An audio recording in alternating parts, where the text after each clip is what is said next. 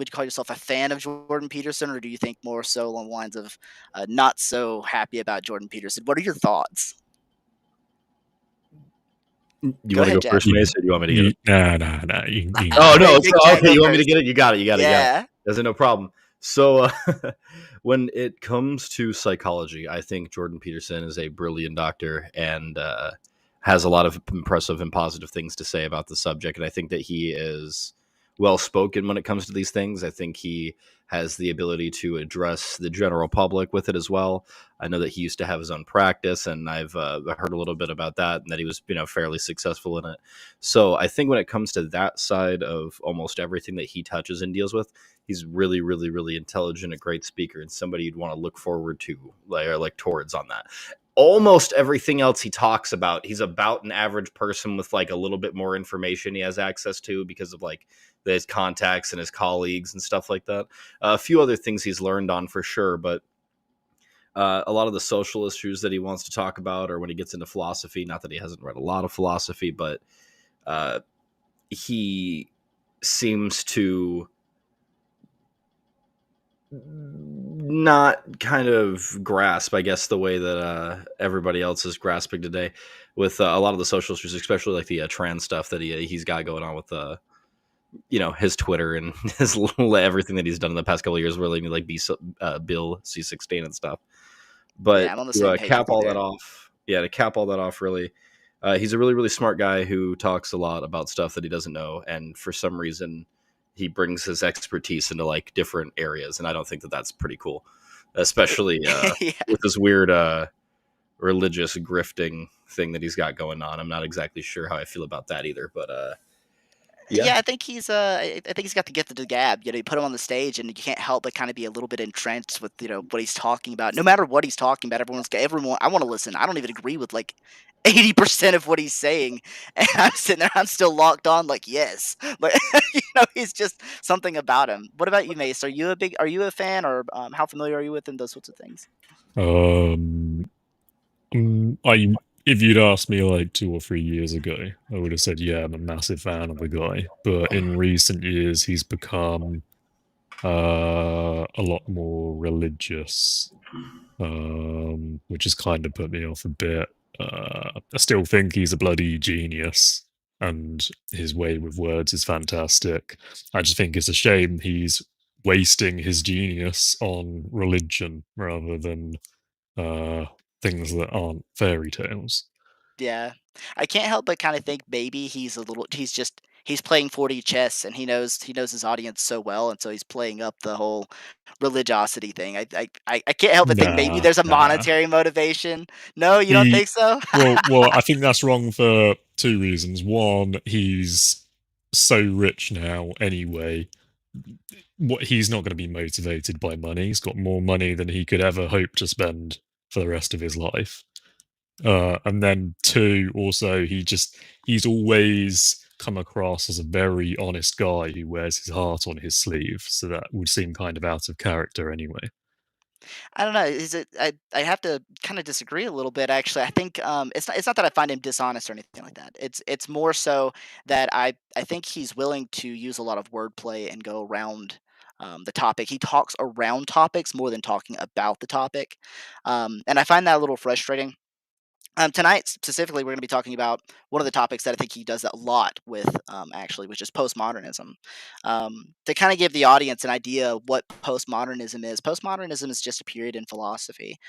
It's a relatively recent period. There, you can look up some of the notable writers in that period, like Derrida, Foucault. Let's see here, but the idea is that he wants to paint postmodernism rather than as a period of philosophical literature. He wants to paint it as a sort of like continuation of like a Marxist sort of agenda. And this actually comes from a previous host we've had on, one that I've spoke with, which is Stephen Hicks. Uh, and I think that one, they're mistaken on this, and there's also a lot of overgeneralizations that end up happening as a result of this mischaracterization. Like they want to pretend the postmodernists is more so talking about like getting rid of truth and those sorts of things, and I mean, that's not really That's not there. There are some characteristic trends within postmodernism, but that's not one of the major ones. What kind of things do you guys think? Or is there anything that sticks out to you, Jack, that you think he sort of majorly gets wrong on postmodernism as well? Anything else you wanted to add there?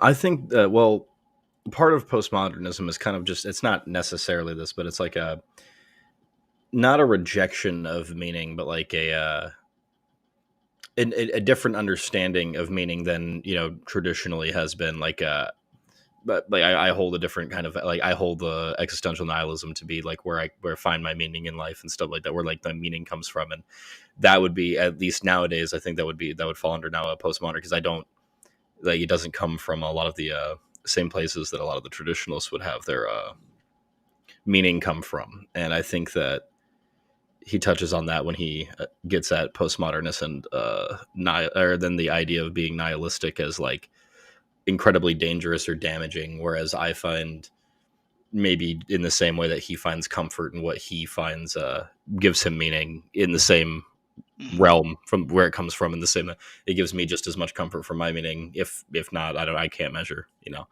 back and forth with it. But it seems like he gets, not wrong, but stuck on his current ideals, in that the changing of the way that these things are seen is like just a terrible idea.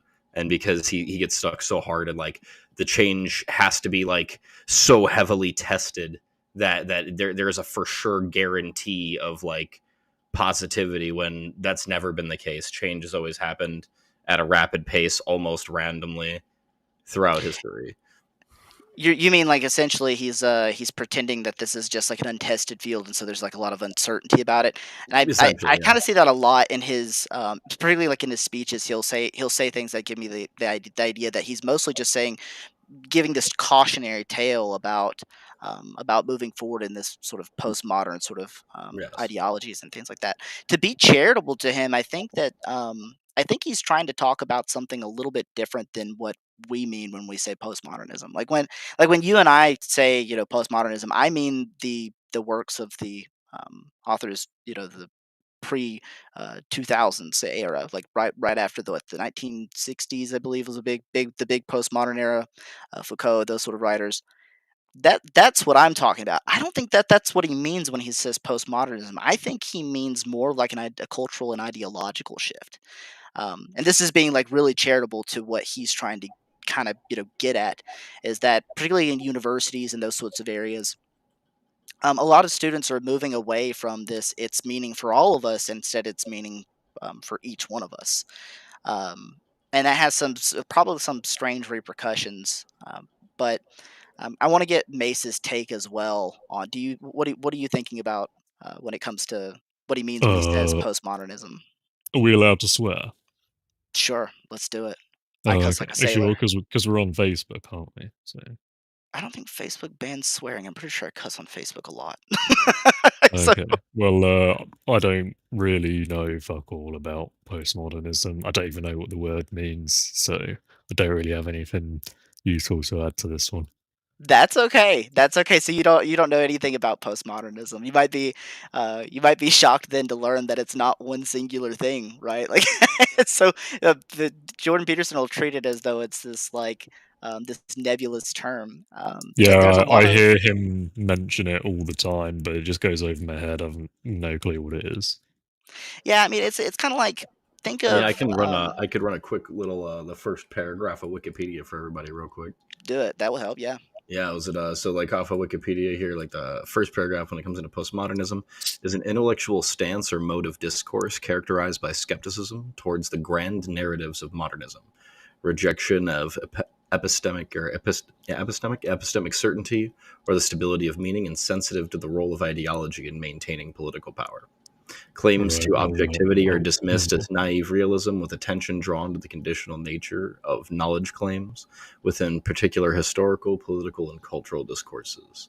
The postmodern outlook is characterized by self-referentially epistemological relativism, moral relativism, self-referentiality, damn, epistemological relativism, moral relativism, pluralism, irony, irreverence, and eclecticism. It rejects the universal validity of binary oppositions, stable identity, hierarchy, and categorization. That was actually a really good one. I'm gonna look that up. You said it was on Wikipedia for postmodernism? Yep, that's Because like, that was yeah. perfect. I don't, they say Wikipedia is a terrible source. I don't find it to be that bad of No, a it's source. usually a really good source, actually. Mostly, most of the time, it's because people that really care about it usually check in on it or like pay to be like moderators on the site or whatever. And if they really, really care about it, most of the time something really silly happens to one of these articles. It gets like fixed within a couple hours usually. I'm Yeah, I think interested. If anyone in the audience is like me and thinks that definition is way too long, because by the time I'm halfway through that, I can't remember what the start of it was. yeah. If you're like me, please put something in the chat so I know I'm not alone, because I don't remember anything he said.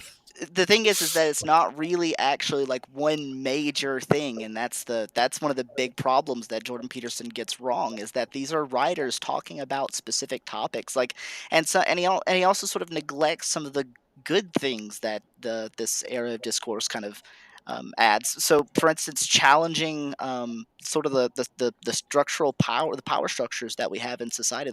That was characteristic of like Foucault. Um, and those are good things. We should question those power structures, and in a sense, that ideology has gone all the way back since before modernism. We're talking like this is like from the classical periods even. Questioning those power structures is intrinsic to being an American. That's part of what we do, is we attack those power structures.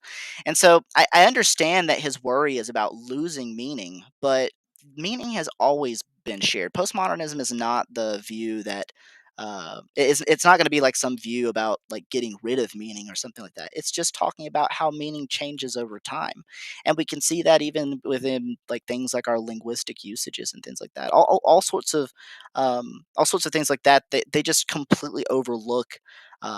Or either that overlook or misunderstand. I think he does a little bit of both, overlooking and misunderstanding.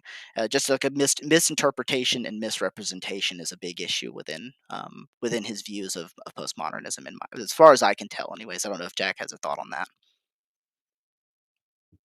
So I was reading a little bit more on postmodernism. Was that one more time? Was it what you were saying? Oh, I was saying that he just gets a lot.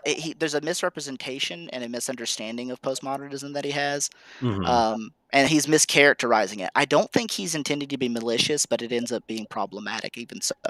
It I seems was to be curious. that like a lot of people they've taken like he's taken a thrust of the ideas from this, like a thrust of the ideas from it, and called it well because he's looked and seen in that category that this is where it's at, and then just because of simplicity calls it the whole of postmodernism and uses like the entire term when he's only referencing like one or two things inside of the underneath the sphere of it.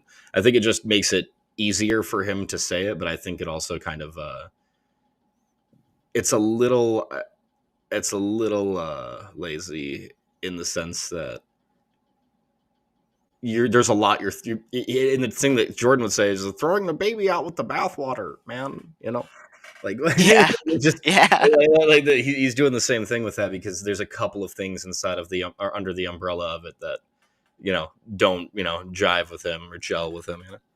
And there's an overemphasis on like Marxism, and Marxism comes from like modernism. That's not a postmodernist thing. Marxism is a modernist movement, and it's kind of irresponsible to over like generalize about these writers, because think about the modernist movement. Like in modernism, you had people uh, like Hegel right alongside people like G.E. Moore, and you really couldn't get any more like a lack of clarity than Hegel sitting next to someone who would be as clear, upfront, and blunt as someone like G.E. Moore or like Russell or any of these sort of writers. Um, and so like periods of philosophy like that, they just aren't as like structured, I think, as he wants them to be, because there's a lot of diversity of thought in those movements. There's some of them that I just completely ignore, like some of the French ones, particularly around like sexual liberation and stuff like that. Some of those I ignore because they take it a little bit too far. in my view. And I won't go into like why, but if you know the French philosophers, you know what I'm talking about. I'm just gonna keep moving on that aspect. But if you don't know what like postmodernism is, the idea is that it is really vague. It really is vague. But Jordan tries to make it seem like it's this solid thing that it's just not. And why does he emphasize Marxism so much? That's not even a postmodernist thing. I think it's just a very I think it's a leftist ideology that he sees attached to a lot of the people who end up being postmodernist or have postmodernist type ideals. Is it like in the idea of like rejection of categorization and such like that? Was it you have almost like this entire new group of people that are coming through it, especially with like Jordan's worldview? Is it like, he's not cool with adjusting his speech on a level to just like appease people, like for the sake of them, it feeling better with their internal validity. When like when it comes to this, so you see him going, well, I already have this traditionalist set of values inside of my head, like that I've gotten from a lifetime of just being who I am and going through the life that I have. It seems as though these things that are changing, the very foundation of how I learn things, the way that we're going with things, the direction of society right now. It seems that because these people generally happen to be on the left, and the left kind of, has rolled with heavily with, kind of not in bed, but near the bed with communism before. I think it's not too hard if you're trying to look really deep into it to make that connection. It's interesting. I actually think that you have to try pretty hard, at least in my view. I Oh, can't I help but would think. too. I would think you would need to try pretty hard to make that connection. Well, because they're talking about social issues, right? There's a social left. There's the lefts that are like, hey, look, gays should be able to get married and those sorts of things. And then you have the economic left, and Mhm. sometimes those two are entwined in a way that it's difficult to get them out of bed together. But Right. by and large, the kind of writers that you see there are talking a lot about the social stuff, whereas Marxism and that kind of leftism is more so talking about the economic aspects of things. Um, and it's strange to place emphasis there. I just don't understand. Do you think the emphasis is I think that malicious? the Do you think it's social idea intentional?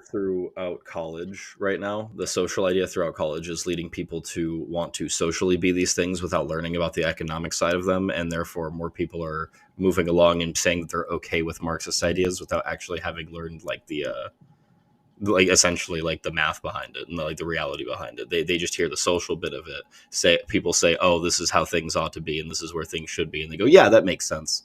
And they don't look into the other part of it. And then you could say one of those people might say that they're a Marxist just because that's what their friends go on about, socially. And that makes sense. But they haven't heard anything about the economics part of it. They don't know how it works in government. Like they don't know any of that.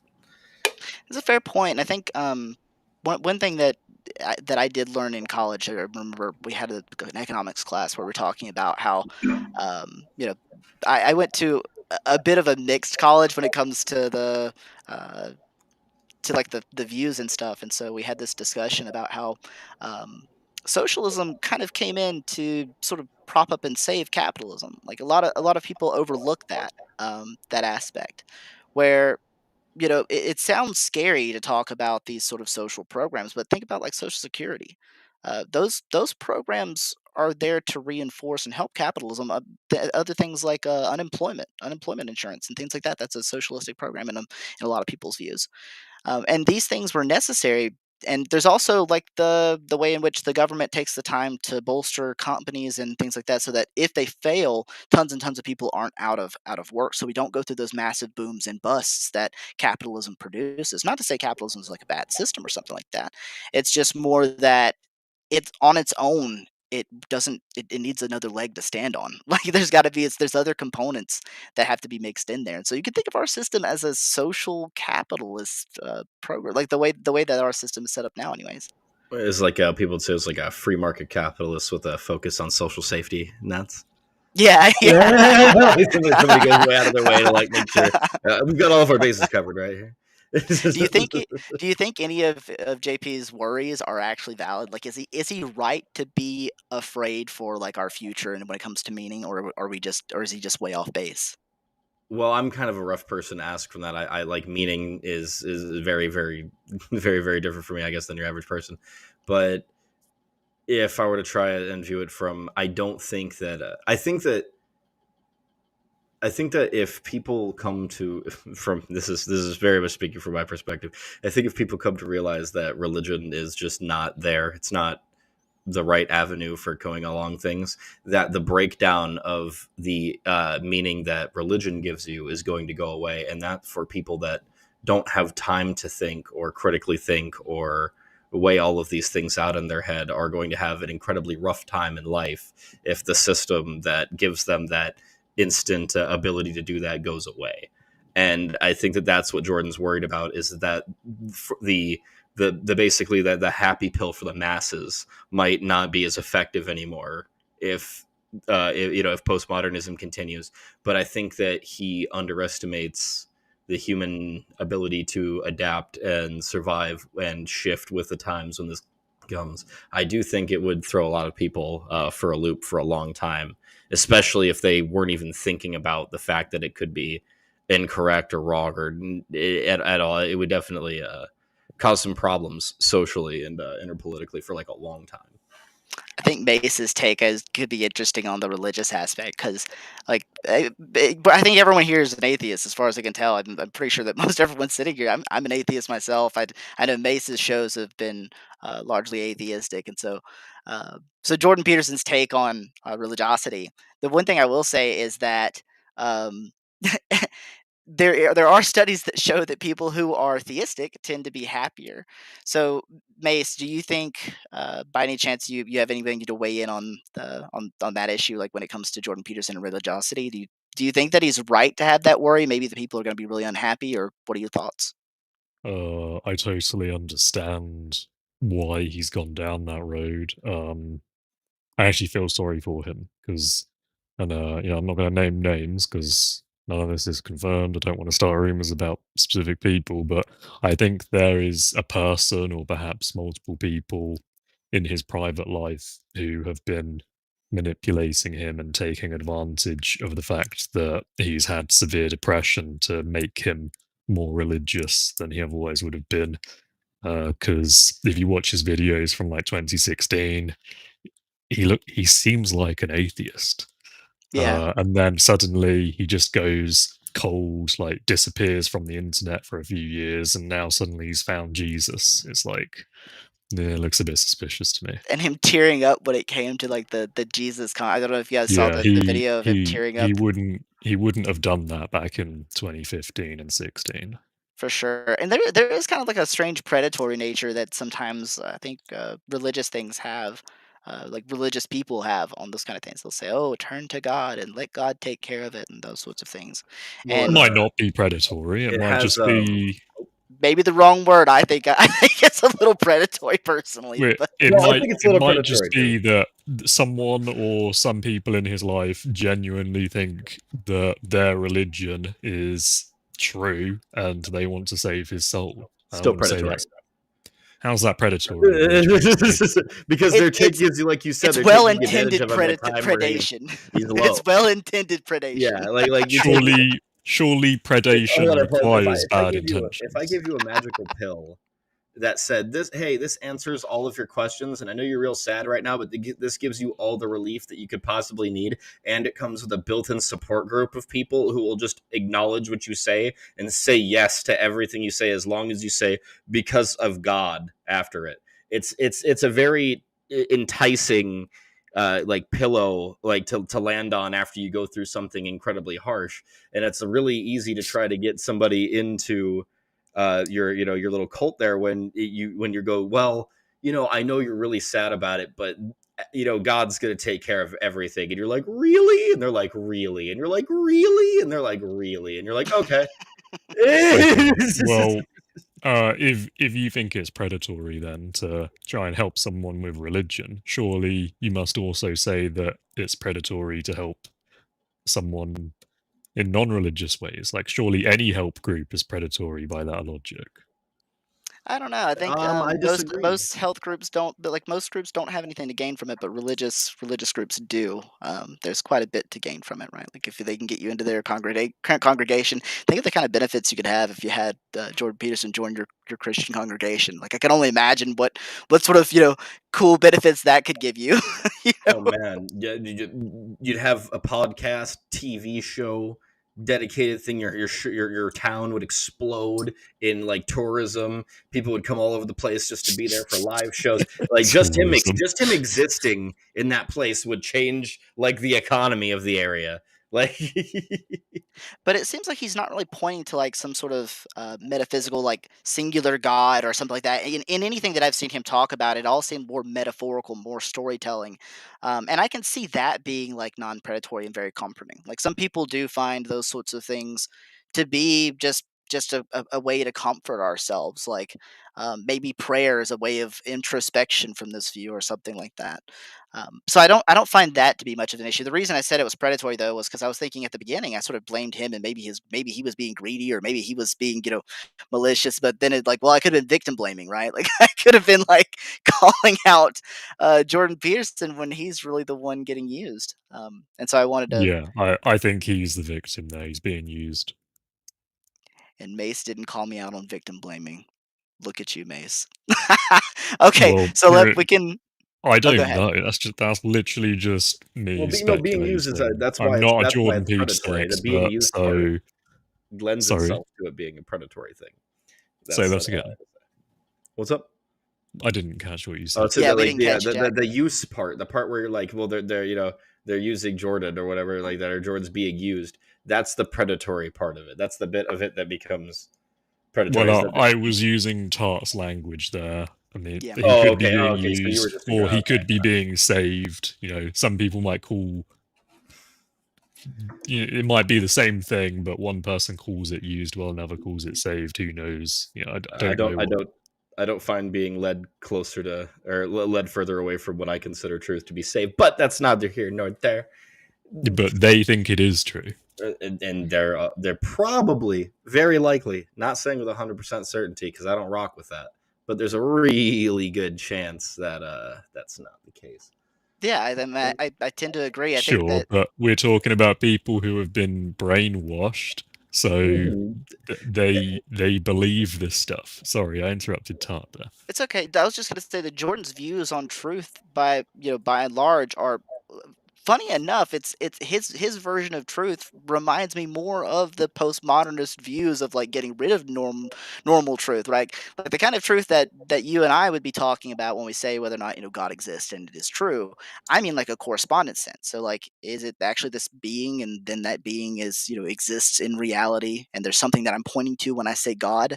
And Jordan Peterson has more of a very like pragmatic way of going about it. So he's kind of gone with like the William James sort of view on truth, and that's much more postmodern than I think most people are willing to criticize him on. Like if you think about it, the way he thinks about truth is much more is more subjective even than someone that he would like most of the postmodernists he would criticize, even like Sam Harris. Sam Oh Harris is a God, very.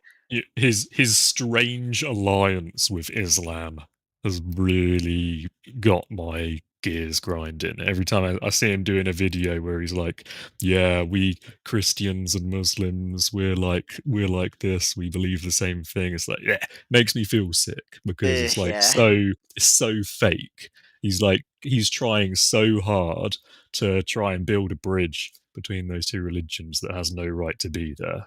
I don't like it. But Yeah, go ahead, Jack. You had well, something.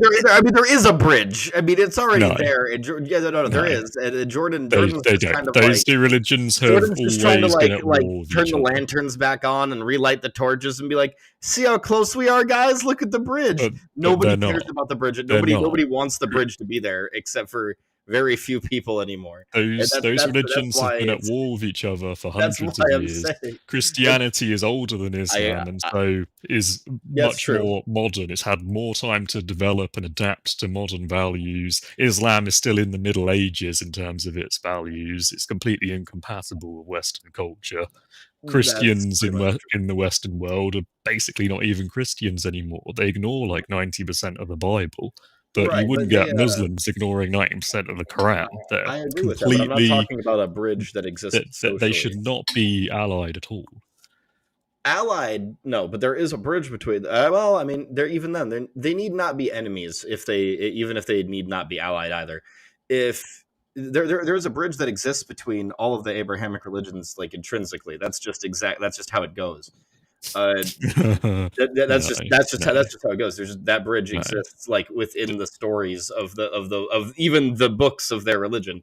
So you have to But give it like, okay, they're all connected. Christianity, well, people who worship Christianity are so far from the original text now, though. I They're agree just with that too, which is another they reason why have it's very hardly silly. anything in common with modern Muslims. Well, which sect? Are you talking about the Protestant sect? Or are you talking about like the Eastern Orthodox and the Catholics? Like who? Yeah, Like your who's average that? modern I have Christian. no idea Well, I where don't any know of what them are anymore. I that's don't know exactly what the what I was gonna. different sects are. I just like if you meet some random Christian in the street, chances are they're not going to agree with most of the shit that Muslims do.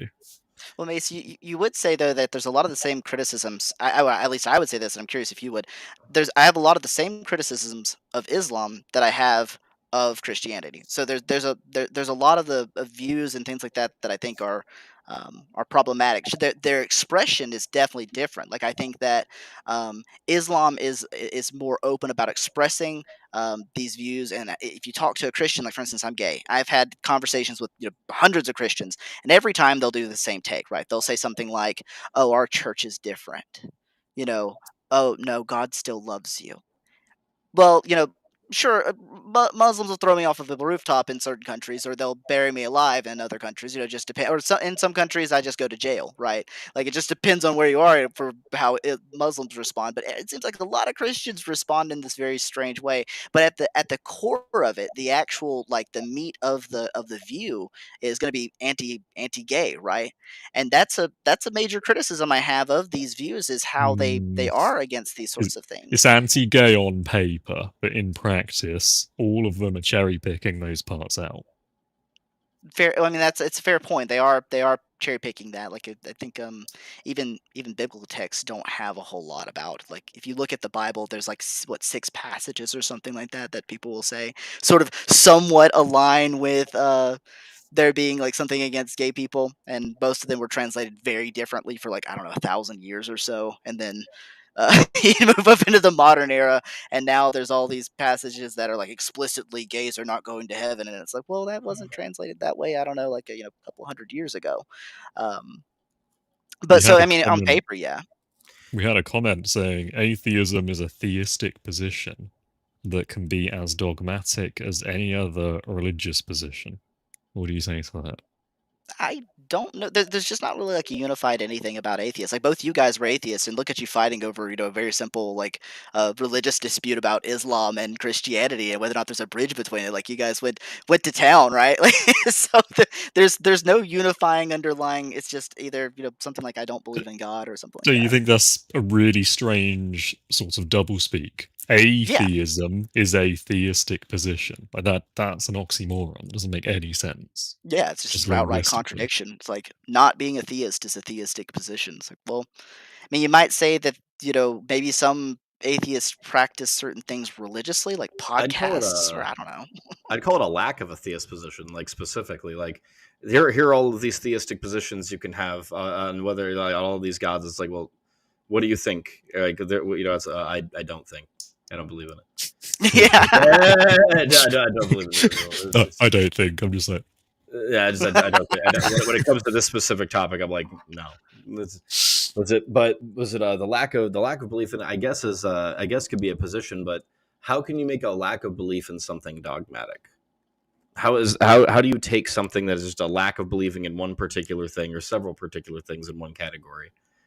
I guess. You I dog. mean, I and believe. obviously, I'm not a commenter, but if Yeah, I was to like make my best steel man, I yeah. think he thinks that atheists in general are like dogmatically against the idea of a god existing, and they won't even look into the possibility of it. And if someone suggests it, they're like, "No, God doesn't exist, and I won't question it."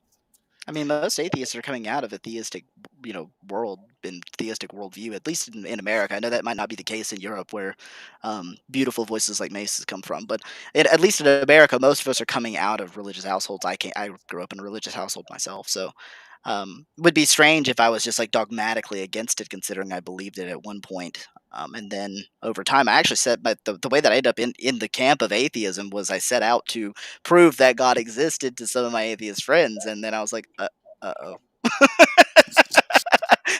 You have that uh-oh moment, and I swore up and down that my beliefs, no matter what, would never be on the table for not believing them anymore. But then eventually, I was persuaded. I was like, this doesn't make any sense. No, I can't make this make sense, and there's nothing I can do about it. So if I was dogmatically atheist, that shouldn't be what we would expect, right? For Um, me, it was always kind of like my belief in Father Christmas. I always said I believed in it as a kid, and I kind of did, but I also kind of knew not really. Like I was like willingly engaging in the myth because I wanted it to be true, but always at the back of my mind, I kind of never really did believe it. And then eventually, maybe around the age of like 8 or 9, I just fully gave up on it. I feel hey, like wait, at 8 or 9, you gave up. You gave up on. Was that Santa, or was that you gave up on God at Father 8 or Christmas. Oh 9? no, I believed in Santa longer than Christianity.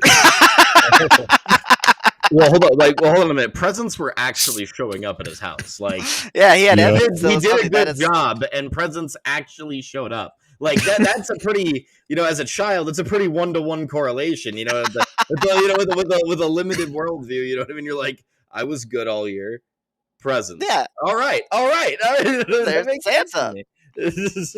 If evidence is just something expected on a hypothesis, like some other fact that's expected on a hypothesis, if Santa exists, I expect I'm gonna get presents. And look, lo and behold, I got presents. Exactly. Santa Of exists. course, the worldview widens. I think I don't think I'm gonna. I probably won't end up having children, but if I ever did, I'd be the asshole parent that's like, "All right, you're about how old now? 10. All right, I get you all of your gifts. So does your mom, and we work really hard. When you're good, we make sure that we think about you and really reward you at the end of the year. And it's also a time where we could all be together. I would explain all of the familial aspects of it. I would explain why it's important for us to be together near these holidays, even though these holidays don't make any sense. This is like, what is it? But And that's I would go horrible. through all that, and then I would be the asshole parent, because then my kid goes to school and is like, Santa's not fucking real, and all the other kids are Yeah, like, yeah, what? you are And the I'm okay asshole with it. parent if you do that. I'm okay with it. I don't care. I don't. I'm But fine with but that. you're depriving your child of that magical experience. It's fake. What about But religion? Would you deny your It's child that but magical I can build the experience? magical experience but without having to add the magic into it. Like, I can make it magical by being honest.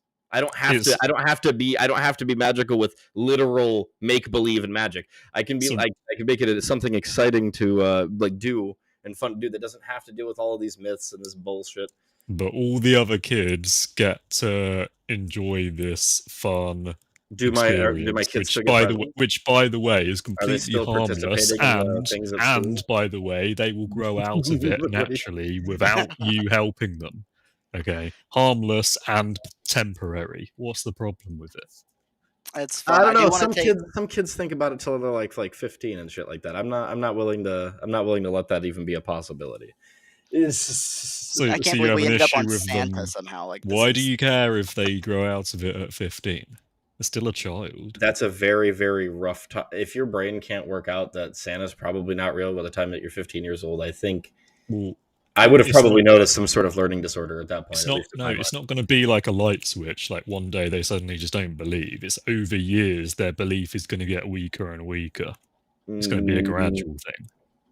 Or someone tells them. not, or somebody tells them, and it's fine. But other kids are going to be telling them. They don't I need don't. you I to don't. help them. It's not relevant. Like, this magic that you're saying, it's just like saying, well, what about raising your child Christian and taking him to Sunday school and having him learn about Jesus? Isn't that gonna? Aren't you gonna take away that magic from him if you don't send him to Sunday school? He's not gonna learn all about those wonderful things that he didn't understand. That life in Christ is the greatest. That's the exact same thing. I don't No, care it's about not the that. same Yes, it thing is. I because don't no, it's care not. about It's that not the magic. same thing It's the because same thing. religion. No, it's the same thing. It's not the same thing because one, okay, unlike Santa, religion dictates how you live your life, Santa and does too two, when you're a child.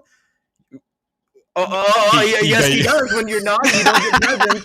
When you're naughty, you don't get presents, and when you're good, you do. You actually get bad things if you're bad. There's actually a punishment and reward system for this guy that is actually constantly watching and monitoring you throughout the entire year. Okay? Don't act like that there's not a correlation here. Santa vaguely tells you to be good and not bad. Okay, that's it. He doesn't give Well, if you you're any bad, you'll specific get coal and orders. be put on the naughty list. And if you're Oh good, you no! get presents. Oh no! God forbid should parents tell their child if they're naughty they won't get presents at Christmas. Oh It's no! It's not that part's bad. It's all of the other shit that you're just lying to your kid about that you could be telling the truth. You're like, but it's a fun lie. But it's a fun one. No, I get to have fun with the lie. That's what you're doing. That's all that it is. I get to have fun with the lie. Come on, man. I would much rather be closer to truth than that. So not only is Santa different to Christianity because Santa doesn't make any specific demands of how they live their life. All he does is vaguely say, "Be a good boy, be a good girl." Right? Well, I mean, if you want presents. But also it differs because Christianity is for life, whereas Santa is just for adolescence. As much as I actually want to keep this going, I really feel like we've non sequitured off of this really hard.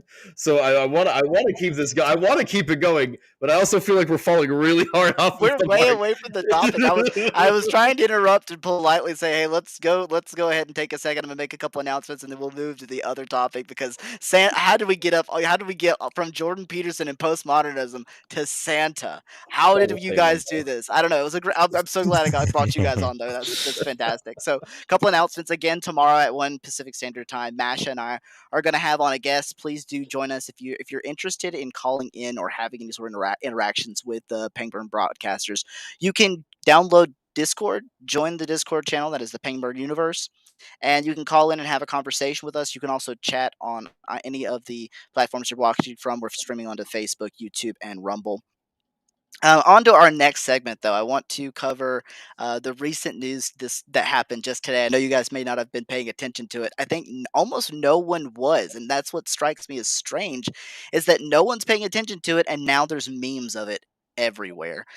That's the House had a hearing regarding aliens, so spacecraft, UAPs as they're calling them instead of UFOs now.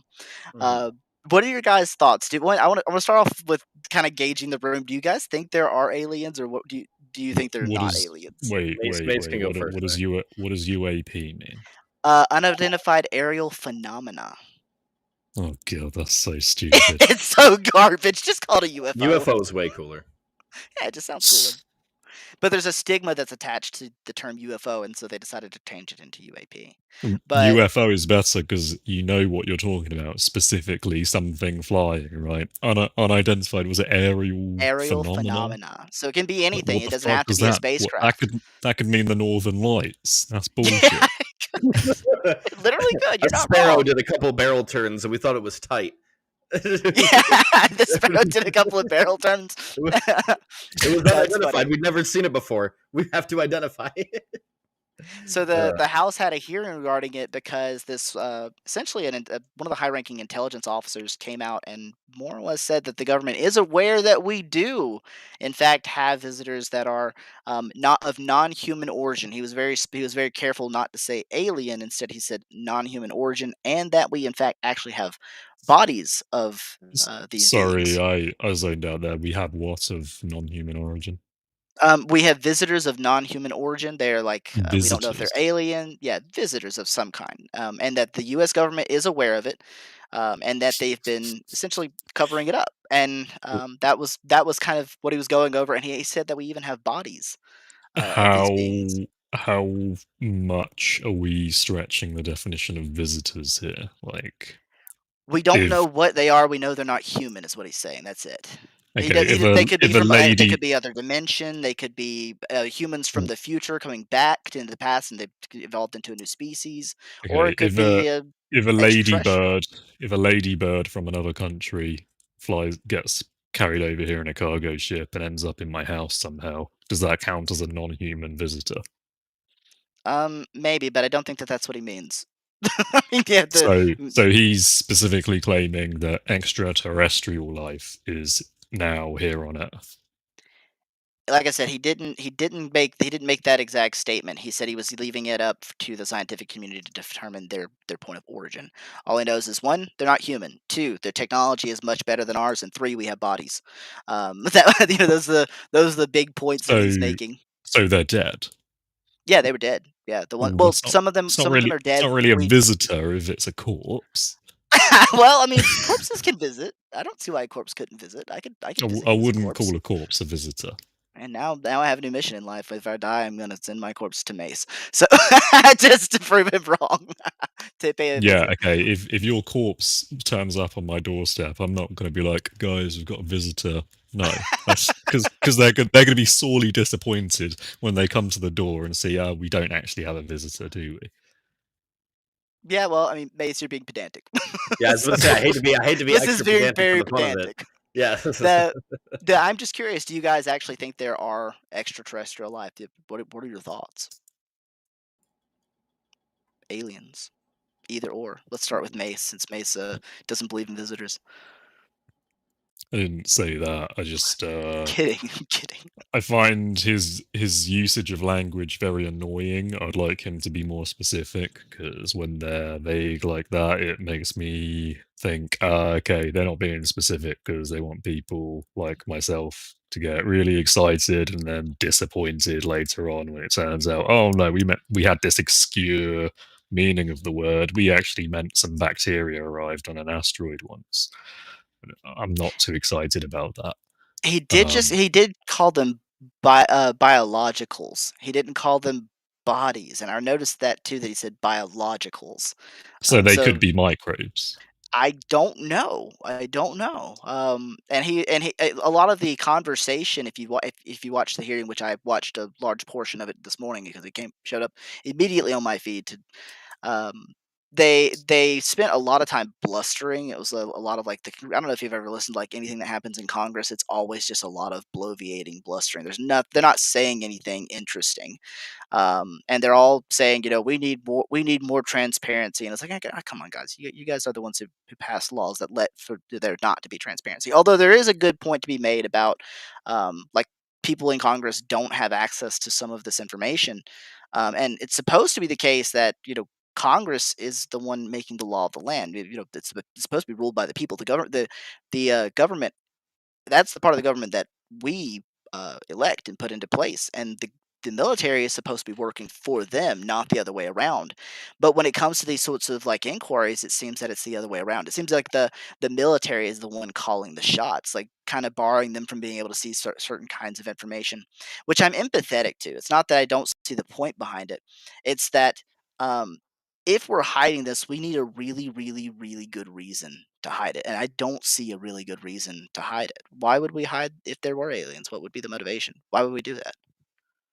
I mean, yeah, because if extraterrestrial life exists, then everyone has got to know eventually. So if you do decide to hide it, then the question is, how long are you going to try and do that for? Because eventually it's going to reach a point where it's impossible. So, like, why even try?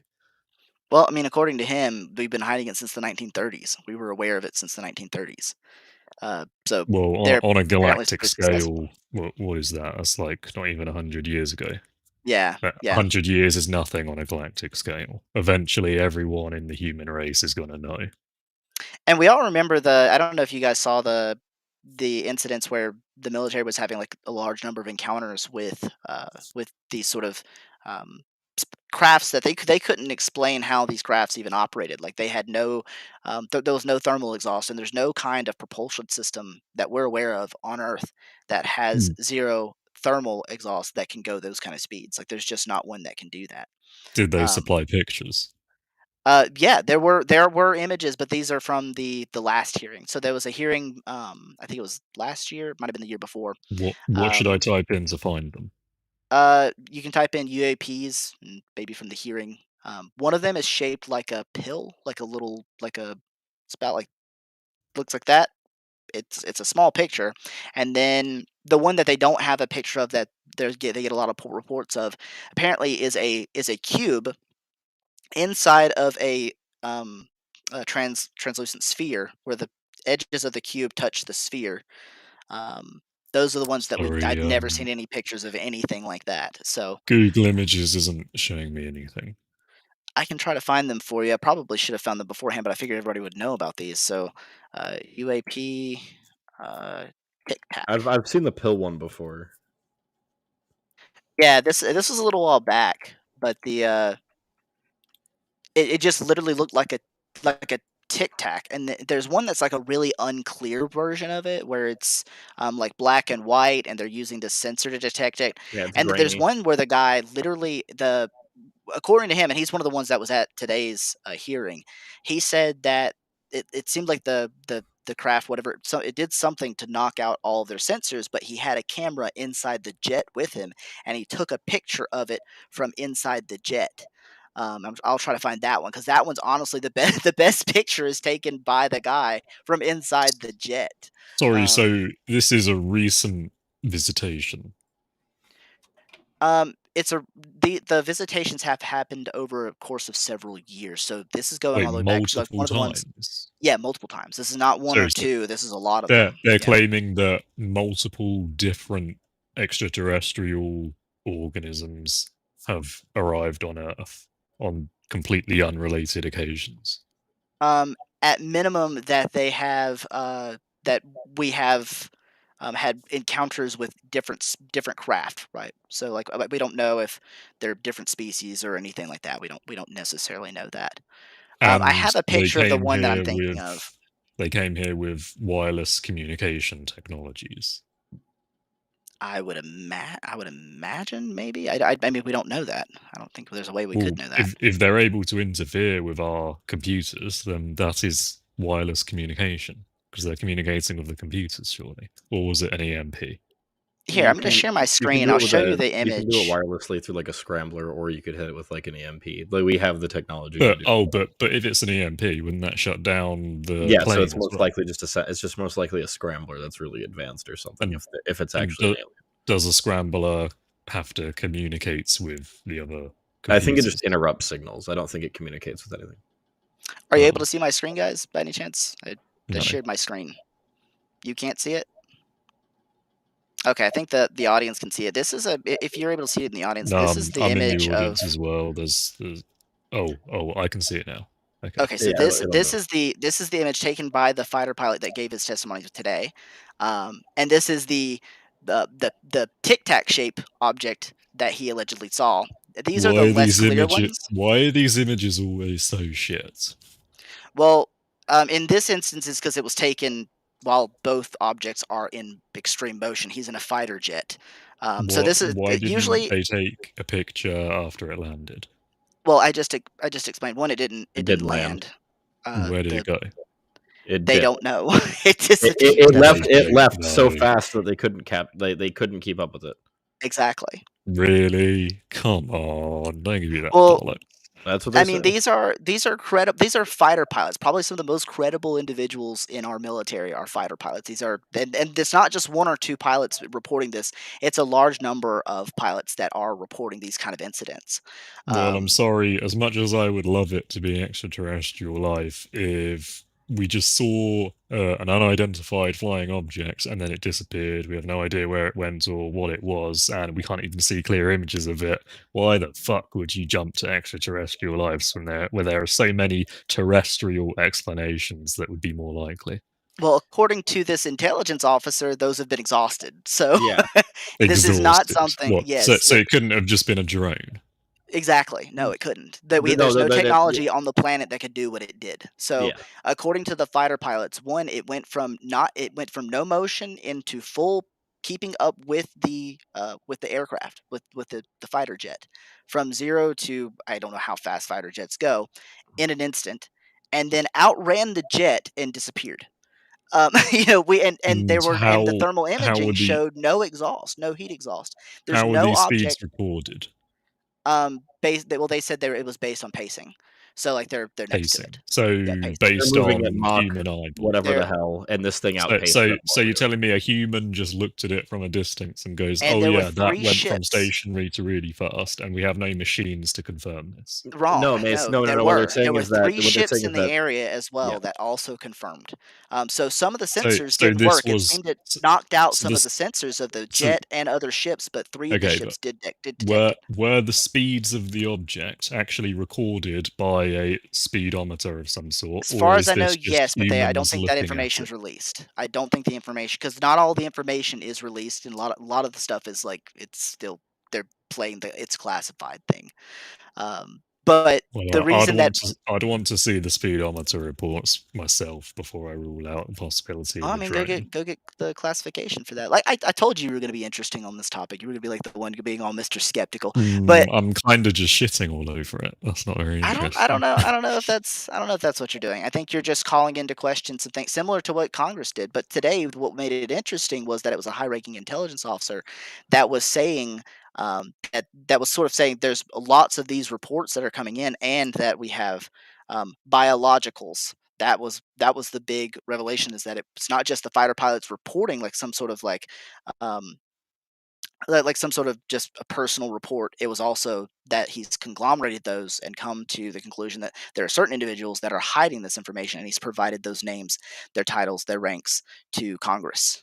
Why And would you that use makes the it word interesting. biologicals? That's just such a It's a strange weird one. choice of It's a word. weird one. I don't have a great explanation for that one. When things are strange, it makes me extremely suspicious. And I don't mean, oh, it's strange, so it must be aliens. I mean, this guy is acting strange, so he must be untrustworthy. That's what I'm thinking. Well, provided that maybe he's a high-ranking official and he's given official documentation, he can't say certain things while under oath because some of that information may be classified. Um, right? So like he's saying some things that he probably shouldn't be saying, but at the same time, he is under oath and he's making these sorts of claims. So I tend to think it's credible. I don't know why. What would you say to discredit it? Why would several uh, fighter pilots and this high-ranking official, why would they come forward and say this if they were lying? What would be the motivation? Uh, yeah, fair question. I mean, what are they going to get? A black bag and a box somewhere away from everybody? I don't know. Like, what would I get out of it? Like, probably, I mean, to be honest with you, I ask that same question about everyone who makes claims of seeing an extraterrestrial visitor. Like, this thing happens a lot. A lot of people have done it. And yeah. I have absolutely no fucking clue what their motivation is because they don't appear to get anything substantial from it. So I think I there are wouldn't know. those that would serve to gain from it, but fighter pilots and those people, they have nothing to gain and everything to lose. Like, think about it like this. So your average Joe says, "Hey, I've seen aliens." They get on YouTube and they get a bunch of viewers. They maybe they had no job, maybe they had nothing to gain for it. They had nothing to lose, and so they had everything to gain. But a fighter pilot who does it has everything to lose. If they're wrong, their credibility is shot, and that is gold, right? That's their lifeblood in the military, is whether or not these are credible individuals, and especially as a high-ranking official like he was. I think he's a major, if I remember right. Um, yeah, I don't see what he would have to gain from doing this other than becoming a laughing stock if he's lying. And what would that do for his career? Nothing. I don't see what these officials would have to gain, and it's not just our military reporting it either. So it's other militaries as well. So it's not just some like fighter pilot prank or something. It's there's reports from other governments like Iran reported some of these similar crafts, and they had similar capabilities. So going from very very high up in the atmosphere, so like 80,000 feet, I think is what they said, or something like that. Which they were saying this is this is in space, and then descending rapidly down to 20,000 feet, hanging in the same spot for a while, only to then reascend. We have zero craft that can do that. One of the options that was offered was maybe it's a military testing, but why would there be military testing when they were doing military exercises? They wouldn't do those in the same location, right? And not without reporting it, right? They would be in contact with one another, and they have specialized facilities and locations for those kind of testing. So it doesn't make sense for it to be one of our crafts. And if it's a foreign craft, that's a big concern. Like, hypothetically, if this is some sort of Russian or Chinese technology, that would be insane, right? The Ooh, ability don't to don't you guys get spied on by Russian and Chinese drones all the time. Yeah, but they're usually balloons. Like but like if you're familiar, they balloons can't ascend and descend that fast. So I tend to think, yeah, either these are of extraterrestrial origin, and I tend to be a pretty skeptical person. Really? Oh yeah, You're yeah, going there. Okay, yeah. well, I will go there.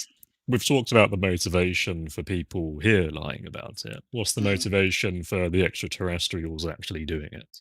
What's the for them coming here and like I guess doing What's things the here? motivation for A, extraterrestrials coming here, B, extraterrestrials coming here multiple times over the span of 100 years, and C, what's the motivation for them behaving in the way that they have done?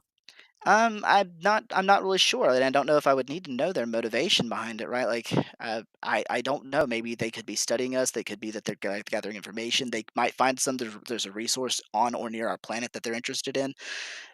I could imagine a wide array, but I don't have a clear answer why they would be here if they were here, right? And they may not have left. It may be that they have a long term mission here. For instance, it could have been the same because the sort of spacecraft that were reported were essentially of two different species. Like they're well, not literally species, as in like animalistically species, but two types of ships that are being reported. The first is the tic tac shaped one, the one that you saw there, and the other one is one that I haven't seen any imaging of. And I described it earlier. It looks like they described it as a cube inside of basically a translucent sphere, when each corner of the cube touched to the sphere. And those I haven't seen any imaging of, but there was apparently a very close encounter with one of these cube-shaped objects that almost resulted in a crash, according to some of the fighter pilots. Which again, these have And been, why would extraterrestrials be here to crash into people? I don't think they would have intentionally done so. And that was one of the objections, by the way. One of the Congress people, I Oh, can't remember what really? his name was. Yeah, he said something like he was like, if it's the case that we have these bodies, right, and we have the species that would presumably be capable of coming from hundreds of thousands of light years away, if not maybe further, maybe shorter, but they're just crossing this empty vacuum, only to come here and crash. How would such a brilliant species be so incompetent? Like, like I thought Yeah, was like, like, I've got a good point. surely most of the pilot work would be done by computers for them. I mean, I would imagine so, but there's all sorts of errors that could have happened. There could have been interference that they weren't expecting. But one of the theories that the guy gave, or one of the high-ranking official said, he did say that that's why he clarifies that, or he says something about them not being of human origin, but he doesn't necessarily make the move to say that they are of extraterrestrial origin, right? Because they could be that they're So like interdimensional, or they could be that they are like maybe time travelers. He was like, there's all sorts so of theories, but so we don't know for sure. he thinks they're humans from the future. He doesn't know. He did. That's what he says. They're not human, so they're not human from now is the main part that's important. Another sentient, Yeah, hang on intelligent a life. minute. Hang on. If they're humans from the future, then that means they are human. So yeah, saying they're Mm, non-human wouldn't make sense there. do you not believe in evolution at all? Uh, Like our species will Uh, eventually no longer be the same species. Like one day down the road, they won't be like what we call Homo sapiens. Same as we want. We're no longer like well, the Neanderthals or that's any of the. debatable. I have issue with that. I mean, I think it's possible that humans don't evolve because everyone is able to have kids now. So where does like in order for evolution to work, the inferior variants of our species have to be less likely to have kids who survive to reproductive age themselves. But No, if all you need is everyone allele drift. You just need to you change need what? allele drift. So the change in allele frequencies over time, like even if there's like Oh, even allele, some right. yeah, allele, yeah. So if we have any genetic drift or any sort of change in allele frequencies over time, we will end up evolving, and that's almost certain, no matter how many members of your species reproduce. Why would these shifts take place in the entire species? And why would they be the same? Surely that's like an individual thing. Well, if you have like a dominant gene, for instance, and everyone reproduces, I could imagine a case where I reproduce with someone, that gene takes over a gene that otherwise would have been a gene that you and I have, right? it spreads throughout the species. I don't see why that would be impossible. Didn't say it was impossible. I think it is possible that evolution doesn't take place. Like I mean, the reverse is true for like, for instance, alligators and animals like that. Like the reason that alligators and sharks don't evolve massively over millions, hundreds of millions of years is because any member that does of their species that doesn't have the specific characteristics of them is killed out, and that's what maintains their very because they have a very specific niche, and so they have to have a very specific set of genes, and if they don't have that, they die. They're killed. Um, like but that might not be the case for humans, right? So, like, if we're What all well, reproducing, I don't know why that wouldn't produce evolution still. do alligators experience the allele drift? So I don't actually know for sure. I would imagine to some degree the answer has to be yes, but it might be a very small one. Um, but like I Allele said, drift is something I've never heard of, so that definitely throws a wrench in my hypothesis there. just look up I'll because have the, to the look the into standard that. definition right now for evolution is the change in allele frequency over time. I So it's thought like I as long thought as there's any evolution was survival of the fittest, and no, that that's means natural because selection.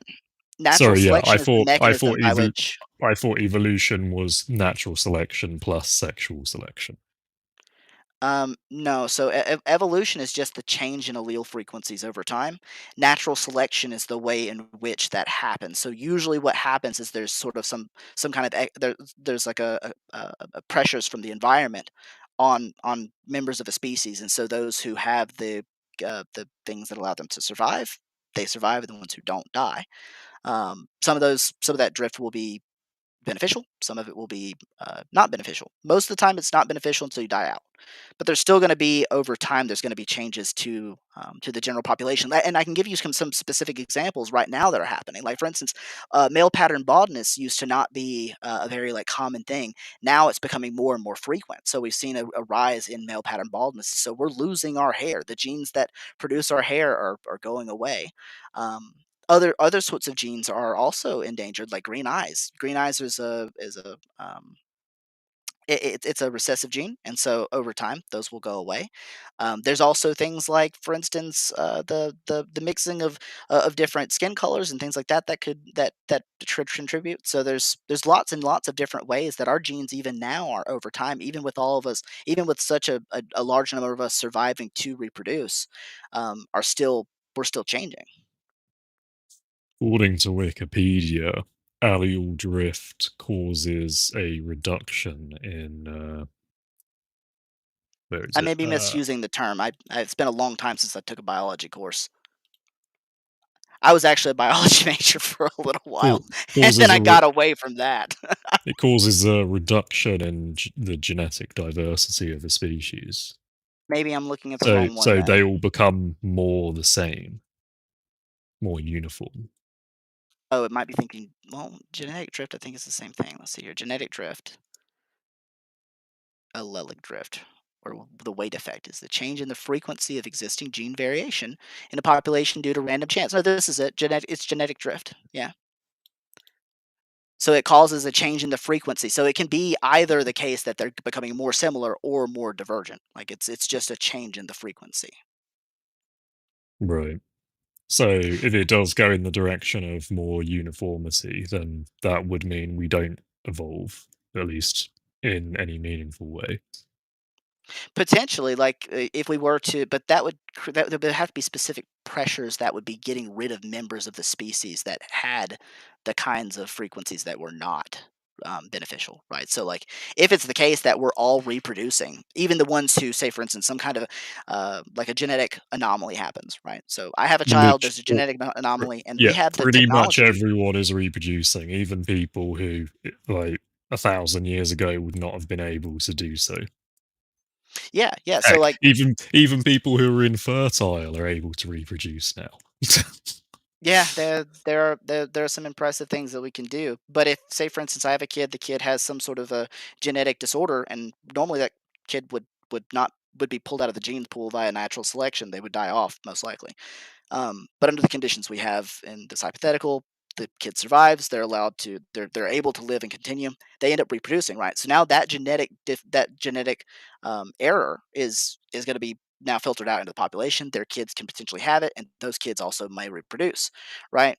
And so we could end up with a very diverse species rather than a very usually that only happens under like conditions of isolation, which we don't really have that as much anymore. So I don't know what the exact effects would be. I think it's very theoretical which way it would go or what it would end up doing. Um, Yeah, very. But so I perhaps I must have been wrong on this. I used to think that natural selection and evolution were the same thing, but after this conversation, I'm starting to think they are different things. So hmm. perhaps I would lean more towards now saying natural selection is unlikely to continue for our species. That's a fair point. Yeah, But evolution may continue regardless of that. So I think correct. without natural selection, evolution is going to be a lot slower, though. Or there's all sorts of one. I don't know if we have any examples of something of a species overcoming selective pressures like that so strongly as us. So I don't know if we know what the effects will be. It might be interesting in the future. But I want to bring it back to the main topic again, and then we'll go ahead and close things out because we're getting down to like the hour and a half roughly mark. I don't know if we've had any callers. I don't think we did today. Uh, uh, Dao Su says there is evolution by natural selection. Exactly. So I Natural think we won't. selection is the mechanism by I which think evolution we're happens. unlikely to have any more evolution by natural selection. Fair point, fair point. If you guys are joining us on any of the platforms we're streaming on, we do stream almost every day. We have tons of people on having conversations just like this today. If you would like to interact within any of the Pangburn broadcasters, feel free. You can join our Discord. It's the Pangburn Universe. Call in, have a conversation with any of us. We're all very personable and easygoing. So don't let No, we're Mason's not. awesome voice intimidate you at all. And then, so We're tomorrow again, we're I'll be we're joining. not all easygoing. Don't join the Discord. I love you, Mace. It's a It was horrible so awesome place. having you and Don't go there. Rooney. The two of you going head to head. I was like, I'm just gonna sit here and let them fight over Santa Claus. Yes, I think that sounds like a fantastic show, actually. Oh, but if you'd like to join tomorrow at 1 p.m. PST, we will be streaming live again. It'll be me and Masha, and we're gonna have the guest online with us. I thank you so much for joining. If you'd like, please Wait, like, is that the subscribe, end of and the show? that is the end of the show. Yeah, this is the end of Oh, the but show. we We've didn't lost Jack Rooney. we didn't actually talk about extraterrestrials. We did talk quite a bit about extra. You want to Uh, talk more? we, You want to talk more about extraterrestrials? Is that what you're saying? I thought that was the one you didn't want to talk about. well, I mean, I'm here now, so I might as well. I was going to because I think speaking about aliens, meaning extraterrestrials who are here on Earth, that's a Mhm. tiny little fraction of the topic. Extraterrestrials not here on Earth, I think, is a much bigger one. Oh, okay. So do you think that there are extraterrestrials, like, and you just think they haven't visited us? Is that what you're I saying? think the chances of extraterrestrials being here on Earth extremely small. The chances of extraterrestrials existing anywhere else in the galaxy extremely high.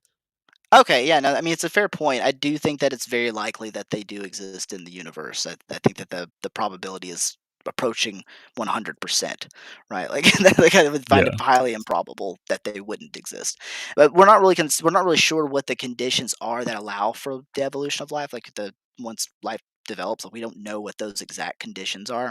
And once we do know the exact conditions under which life could develop, there could still be even then other kinds of life, like silicon-based life, that could develop. And so we could just be like wrong. We could be looking in all the wrong areas. Maybe our form of life is the rarity, right? So like the carbon-based life form might be the rarity or something like that, and we're just wrong. And so we're looking at all these planets that are, say, for instance, in the Goldilocks zone, the zone of a star where liquid water can form. well, What if we're it's wrong about that too? What if there's another mechanism that allows for the initial formation of life, and then that form of life is seeded onto planets that have water?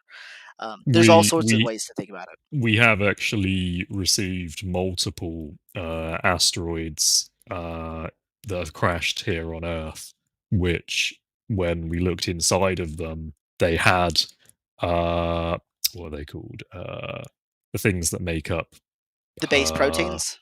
no, the things that make up amino acids. I think it was, or it might have been bases actually. Amino acids or bases, either one of those.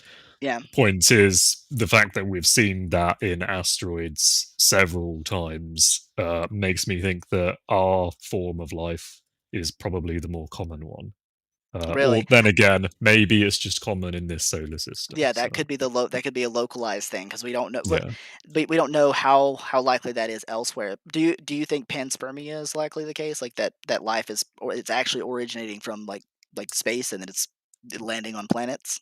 Well, I used to be a panspermia believer because we have some life that is able to survive in space, and my logic was, well, the only reason we would have life that can do that is because it has evolved to do that, which means at some point in its uh, past, it was in space.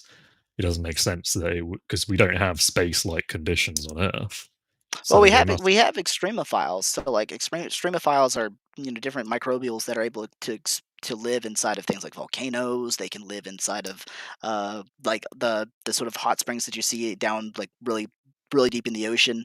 Yeah, Those extreme conditions. I wouldn't class those extreme conditions as space-like, though. Well, no, I'm just pointing out that there could be conditions under which a species develops. Like for instance, I don't know if you're with a I think it's something bear. Like they're the Water cutest little bears. microbials. What is it? Water bears. Water bears, yes, yes. Except for you say it more beautifully than me because you're British. But water bears, they're so cute, but they're able to survive in space, and they're really well suited to a lot of different environments. Though Yeah, they're just a very why hardy are they species. why would they be able to survive in space if their ancestors weren't doing exactly that? Well, when would life develop to like live in? You saying you have to have developed first there in order to survive it? Like, for instance, I couldn't have developed like in the deep ocean and then eventually gain the ability to survive well in in the shallower areas. I shallower areas, sure, but I don't really see an organism evolving to live under the pressure of the ocean, the ability to survive in a complete vacuum. And in addition, not just a vacuum, but a highly irradiated vacuum at that. I don't see that environment existing underwater. Well, no, I don't think that. I mean, maybe a radiated environment it does exist underwater. There might be like Well, radioactive areas or the something. deeper you go in the water, the less radiation from space is going to get there. So the only radiation Sun-based you'd radiation, yeah. experience that, like, if you're getting radiation underwater, it's got to be kind of the source would have to be there. So that seems unlikely to me. I mean, it's a fair point. I don't find it impossible. Like I think that plenty of beings can develop to live in an environment that they didn't initially develop in. Like think of like species that are invasive species. Just this is analogous, but an invasive species did not evolve to survive in the environment that you introduced them to. But when they are introduced, they're so well suited to that environment that they're able to spread very quickly and reproduce rapidly and sort of take over. Think of like kudzu is a common invasive species in my region. It's originally a Japanese species, and it was imported into the Americas in order to help with erosion. So we had erosion issues due to the elements and things like that. They thought, well, we'll bring in kudzu. Kudzu will grow roots and hold the ground in place. And then it turns out, oh, this shit's really hard to kill. Nothing eats it. There's no, there's nothing here that's able to contain it like it is in Japan. And so it ended up growing out of control. You have to burn it, you have to slash it back. It's really it kills every other kind of plant. It'll kill trees, it'll kill flowers, it kills everything.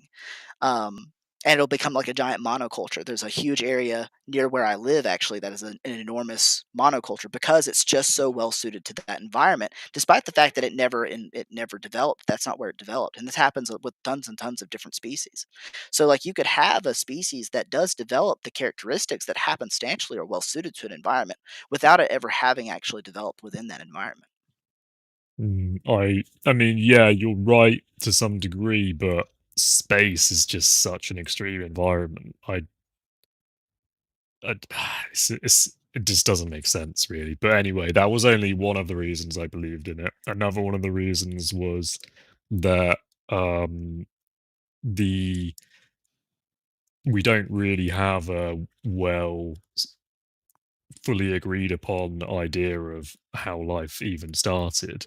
And I noticed that every time scientists who are looking into that question look into it, they're always studying the early, like Conditions of the earth. the early conditions of the earth. Yeah. And I was thinking, well, if you're studying the early conditions of the earth and you can't find what in the earth's past caused life to emerge, doesn't that suggest that life didn't emerge here at all and you're just looking in the wrong place? It must have emerged somewhere else. At That was least another reason why potentially. I thought that. You gotta at least, like, give the But that is the potential that it did develop in some under some other conditions, and so what other kind of conditions might there be, in the universe that we can find that, where life could potentially evolve, and we're just wrong, it didn't actually evolve here, it evolved somewhere else. I tend to agree, I don't know if I think whether or not like, I don't know which way I lean on panspermia. I'm not like a, "Yes, it's absolutely true," or like, "No, it's completely false." I'm just kind of like, it's another avenue I think that we could go down to sort of discover whether how life does develop.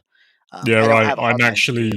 I'm actually not too sure about it now either because I do remember reading a study recently that claims to have replicated um abiogenesis. Hmm. They claim to have replicated early Earth conditions, and they claim that I think it might have been amino acids and bases again. I'm not sure exactly how developed the life was, but they claimed early forms of life developed in this test that they did, Hmm. which makes me think, oh, okay, all right, maybe early Earth conditions did cause life. I'm definitely not closed off to the option. I think probably the if you've ever seen how like religious people will object to something like this, they'll say, um, "Oh, well, look, you had to have a mind involved, a person, in order to do it." Right? There's always that sort of objection. But those who are studying this will say, the only reason that we usually have to have those kind of controls, like for instance, uh, we have to disinfect everything before we perform the experiment.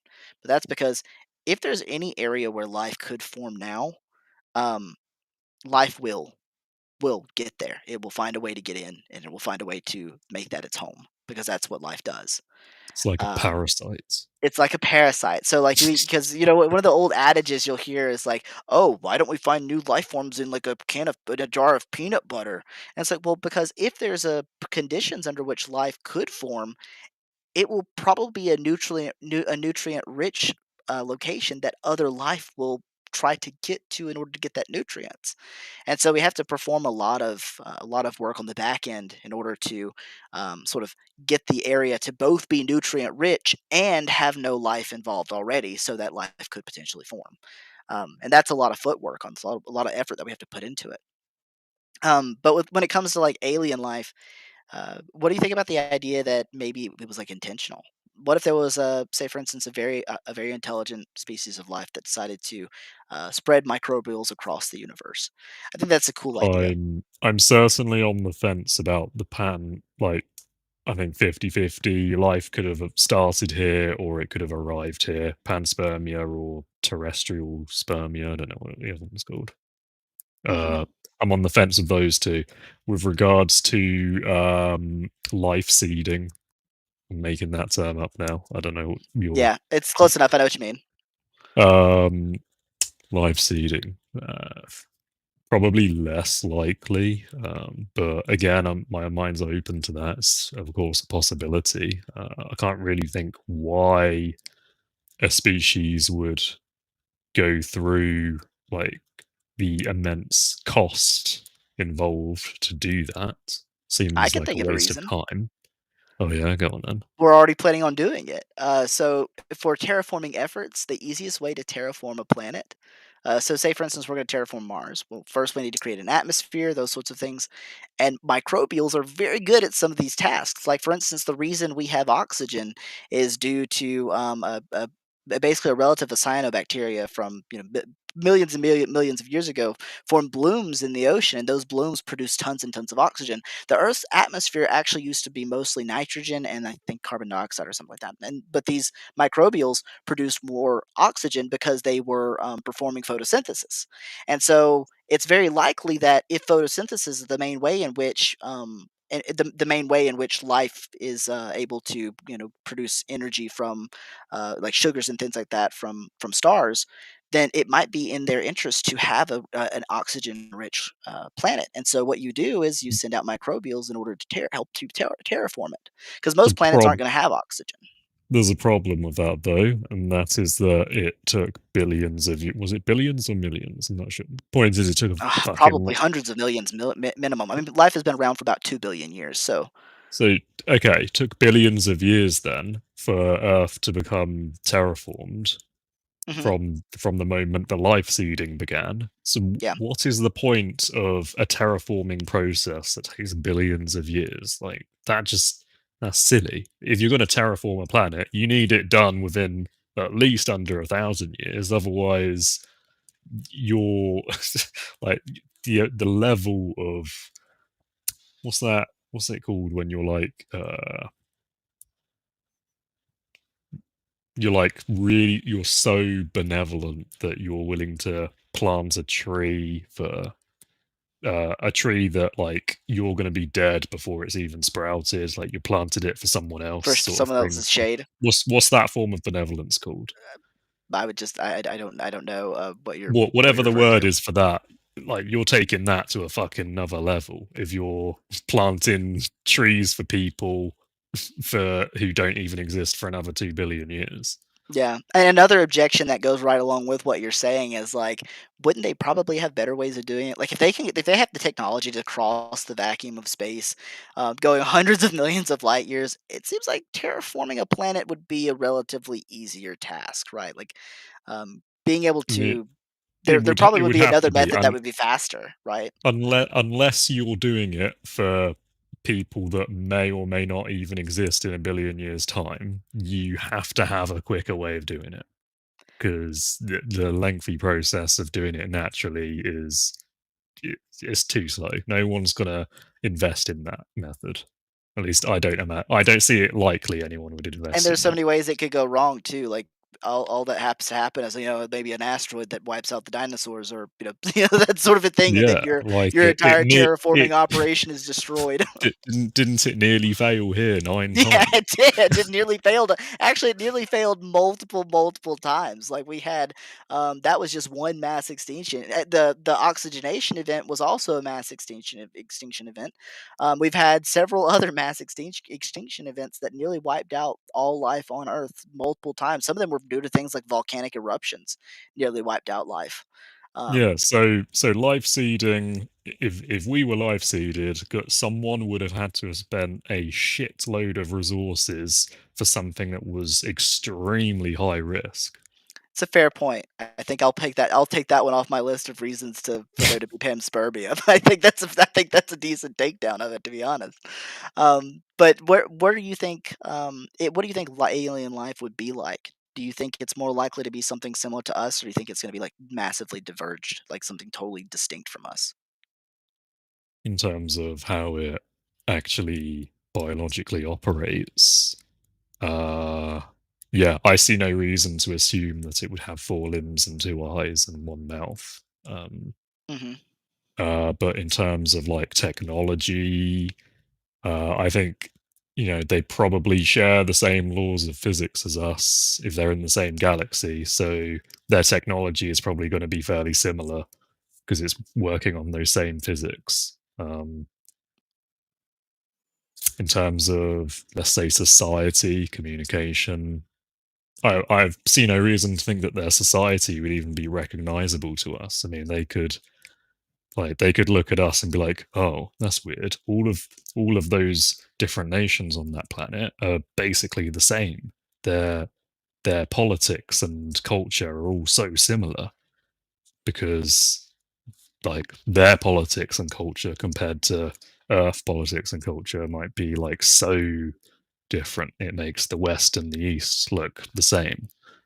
And we don't even know, like, there's so many different ways in which they could be different based on, like, and this is assuming we're talking about intelligent life, because I think probably unintelligent life is probably very common like it is here on Earth, and I do mean that about people too.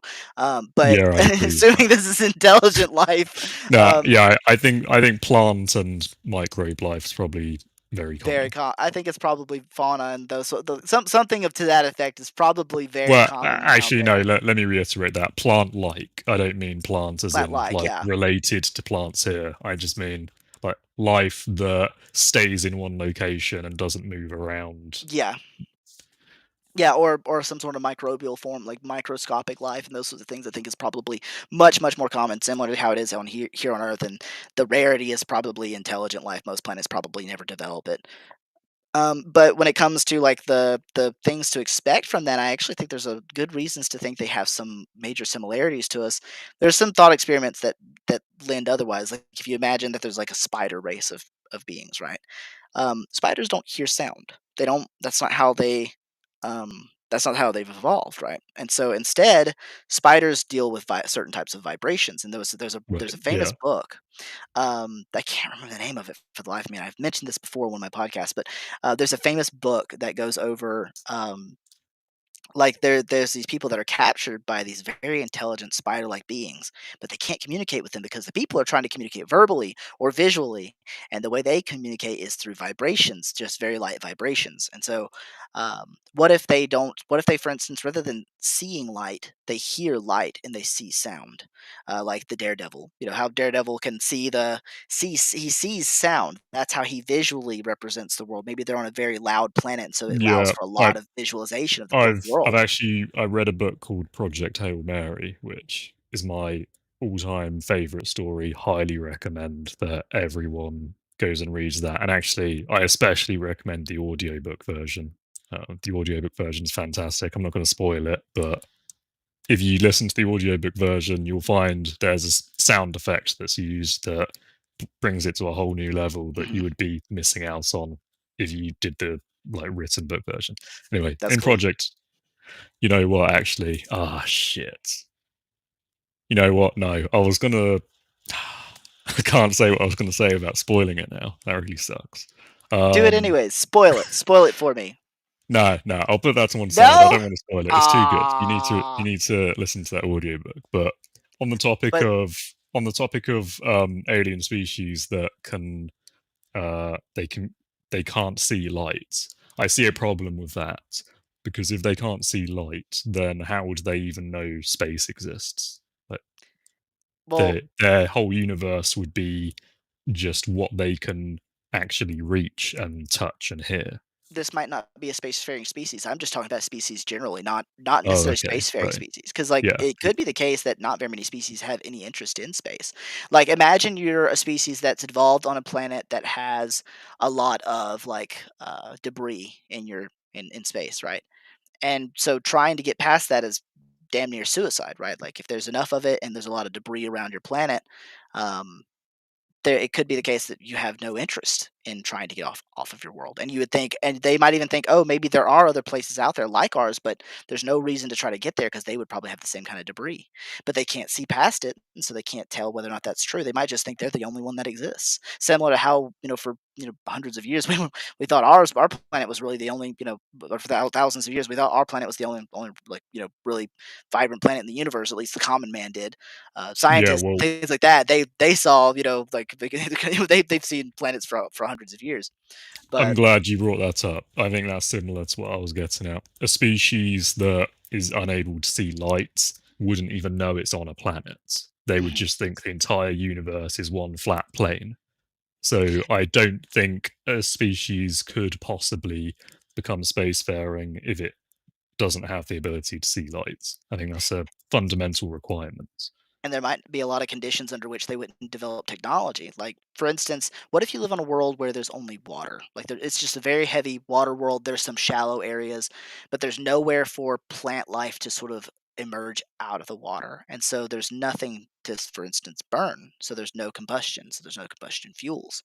And there's no way for you to know about combustion because you spend most of your time underwater, and combustion underwater is much more difficult. Nah, There might be nah, conditions nah. like that could happen. I've read a book that addresses that one actually. That Ooh, one what's it was say? it was one of the Bobbyverse books, and there was a planet where they're like, "Oh, there's lots of islands on it, so mostly water planet with islands on it." And then they land there. Turns out, actually, these islands are just, you know how you can get like loads of ants that float on the water, and they all like link arms to create like an island of Yeah, ants. yeah. So the islands were actually islands of living organisms. They weren't insects. They were like some sort of fungoid organism that had all Mhm, clumped together and created like an artificial living island. mhm. That's an So interesting thought. and those islands had their own ecosystems on them. There were other organisms living on those island organisms. That's I mean, And that's interesting, yeah, because I mean, then I could see combustion happening so long as they have oxygen again, you still have to have oxygen, and what I was pointing out mostly was that there's conditions under which, we would expect that technological advancement could happen, and there's conditions where maybe if even if life developed there and that life was extremely intelligent, it may never really have the ability to develop certain kinds of technologies due to the conditions of the planet. Um, like for instance, if the planet is too big, like a planet that's enormous and has a massive, gravitational pull, you could potentially have life form in the upper atmosphere. Like say, for instance, something like Jupiter could have life that forms that floats in the atmosphere and rides on the currents, right? And then it just feeds off of, say, for instance, the sun or something like that. um, this life form could potentially develop intelligence, right? Maybe intelligence helps it survive, but it would have no potential means of leaving the planet. There'd be no like solid substances really for other than itself and maybe some other things. Maybe it's a mostly gaseous species or something like that. Um, from which to develop technology in order to leave the planet, despite the degree of intelligence that could form. well, Um, if we're talking about a species that has evolved to live in the atmosphere of a gas giant, then mhm. actually I could see that evolving a natural way of traveling through space. Yeah, I'm more so talking about like an inductive case, not a deductive case. Like it's not impossible for them to do so. It's just less likely for them to do so is more what I'm getting at. So like our Right. conditions may be conducive to making it easier to get into space. There may be even species developing somewhere that it's easier for them to get into space than us, right? Um, so I'm just throwing out like different ways that that could happen. And to the question of like, what would they look like? What would they be like? Would they look like us? Obviously, depends on the conditions. But some major formations that we've seen develop multiple times, even here on Earth, are like eyes. Um, like an octopus, they developed eyes entirely independent of the development of eyes as you and I have, and yet But both of us have they forward developed them on the spacing. same planet though.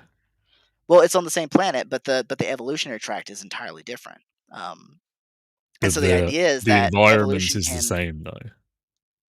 well, their environment was not the same as our ancestors. No, I don't believe so. Moral I mean comparing Maybe because we do com, come from com, aquatic ancestors, so you if can think you the look at the environment of different like separately evolving species on Earth and then compare that to the potential environment of another species on another planet, it's like the two on Earth are basically the same compared to this other planet. Every planet could be so much different.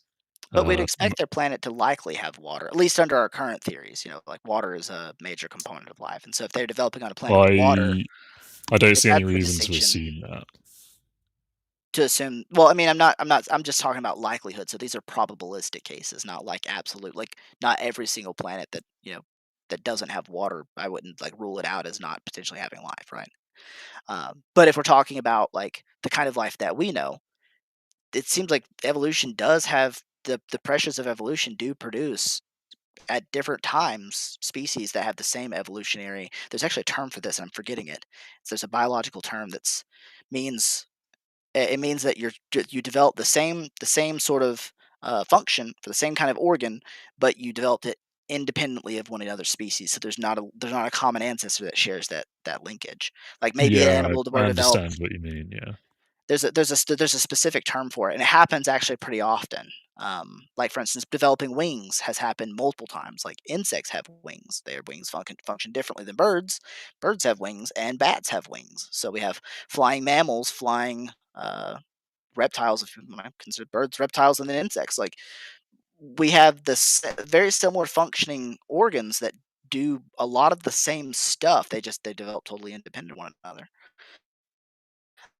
Um, Yeah, I'm a bit iffy of and the we'll call idea them the of same thing. Calling them wings as- is assuming that extraterrestrial life would have any organs in common with us is something I'm really hesitant to do. well, I don't necessarily assume that they will, just that it's at least possible that they could. Um, No, and I know. I think you're assuming that it's likely, and I wouldn't even do yeah, that. I wouldn't assume that's likely. I think it's I pretty. think it's a I think it's probable. possibility, Like, but I wouldn't even guess at how likely that possibility is. and then there's also things like symmetry. So having two sides to your body and your body being symmetrical, that's something that develops in most every species that is a mobile species. There's very few that are not like that. So that's probably something we could expect of them is a symmetry between the two sides of their body. But you just added the clarifier there, mobile species. So if that Yeah, that's it's yeah. We actually don't see quite that in apt. like plants or anything. In most organisms, you'd probably find perfect symmetry to be quite abnormal. Uh, well, I guess it depends on the kind of species. I was literally just talking about mobile species, so like species that are animalistic, Do you think non-spongy do you animalistic. think most extraterrestrial life would be mobile or immobile? No, no, I was talking specifically about animals. Like I said, I don't think that that's going to be no, most species are not going to be animalistic. They're going to be like plant life or microbial. Right. Okay. I was talking more so like if we encountered intelligent life, it's probably not going to be a plant species. I mean, I guess it's possible. Like I don't know if conscious experience is something that plants really would have a use for though. So I don't know how it have intelligence. Unless you take like what is that? What's the the cordyceps fungus, Well, I think most things don't have a use for intelligence. including humans. Yeah. Throwing that one out there. But But like most plant species aren't gonna because there's one theory, and this is kind of more of like a philosophical theory and not so much a scientific one. It's the idea that the reason beings develop intelligence at all is that it's literally just like it's a reaction mechanism very similar to the way plants develop. So plants that will grow in the direction of sunlight in order to get more sunlight if they're put in the shade, right? And this is just a reaction to the environment. And so some philosophers will say that all intelligence and experience is a really sophisticated reaction to the environment, and that's all it actually is. And so it's not all that much different than what plants do. And I think that's an interesting theory. um, interesting idea. The only problem with it is that we have a very obvious, like, central processing unit, yeah, which plants don't have.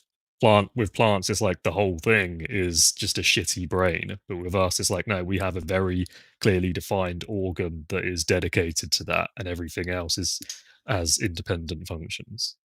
there's actually a number of animals that also lack central nervous systems like that, like for instance starfish don't Jellyfish. have brains. Jellyfish don't I have was brains too. thinking jellyfish might actually be one of the most common mobile organisms in the universe because it's such a I could see that. simple shape. I can see that just being easily accessible to most environments. Yeah, I mean, Well, well, most water if environments. you have heavy, like if you're planning to significantly, in water, then yeah, if it's not like a significant amount of water, then probably not.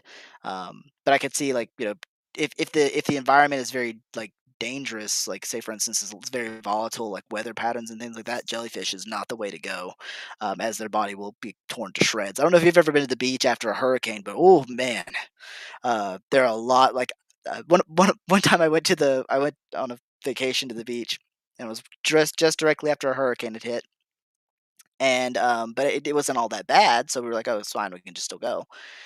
The water was so thick with dead jellyfish. Um, that you couldn't swim and that you couldn't even see the pieces of it because the weather was so bad it ripped the jellyfish into shreds. and so Well, there were just shredded jellyfish, little pieces of them, and we didn't know that when we first got there. So I went running out into the water because you couldn't see them because it's too small. And yeah, my whole body was covered in these marks very quickly from the dead jellyfish. So like if it's a very volatile weathered planet, I think jellyfish, like especially if depending on how deep the ocean is there or whatnot, I could see it not being a beneficial way of living. we have some pretty deep sea jellyfish even here. Yeah, They can go very deep. Um, and they get how huge. would if you think jellyfish are out of the question for a very volatile water world, then how do you think life could evolve on a planet like that?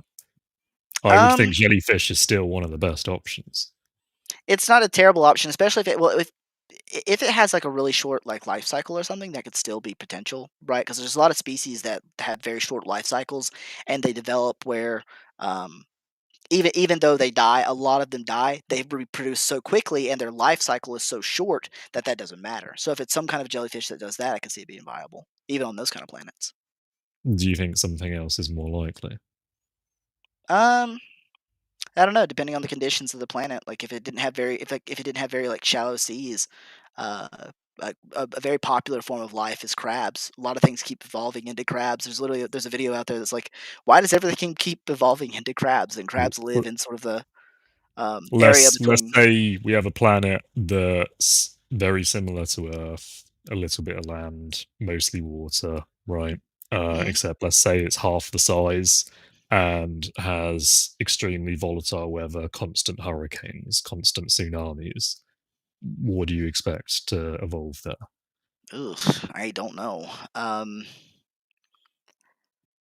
I'm gonna go with probably it's gonna stay in microbial form. It's probably not gonna be able to develop. It might not be able to develop complex life depending on how volatile the weather patterns are.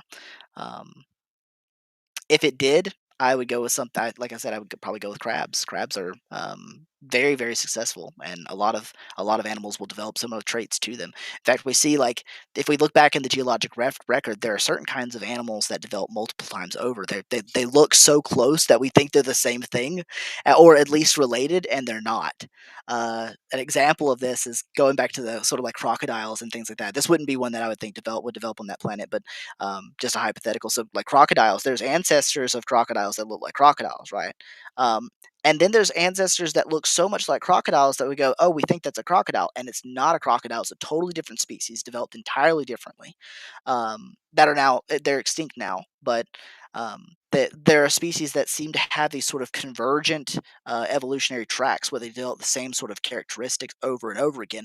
Among those are things like crabs, things like alligators and crocodiles, very very similar characteristics to one another, and those are just really well suited species to this specific environment that they occupy. Does that make Yeah, sense? yeah, and I must say I'm quite surprised because yeah, I'd say crabs, and there are probably some spiders that look quite similar to crabs.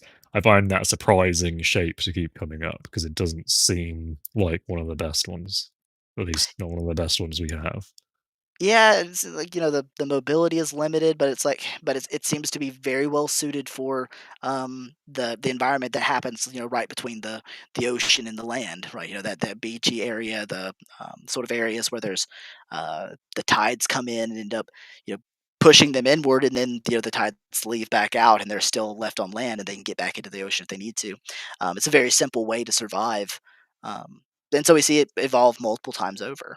And I don't see a reason to think that life elsewhere would necessarily always develop similar to ours, right? Like I think that there's going to be there was one scientist I heard say something to the effect of, if you can imagine a kind of life, it probably exists out there statistically somewhere.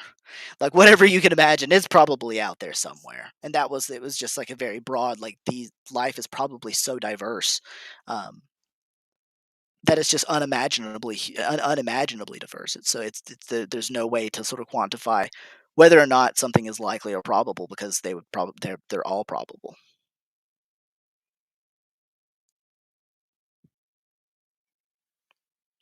But anywho, do we have any more chats from the Do we have any more chatting? Anyone else chatting in? If not, I need to go ahead and wrap up because I do have some things I have to accomplish tonight, and it's getting late here. It's getting Yep. really late where you are. Yeah, I'm probably. I shouldn't have stayed up this late. Yeah, well, it was a good conversation either way. I enjoyed it. I had a good I time. didn't. I hate it. Thanks, Mace. I love the vote of confidence there. I think everyone else enjoyed it as well. But I'm gonna go ahead and shut things down for the evening. I think if Travis is still around, maybe he can go ahead and shut the room down because I don't have that ability right now. Travis, are you still there?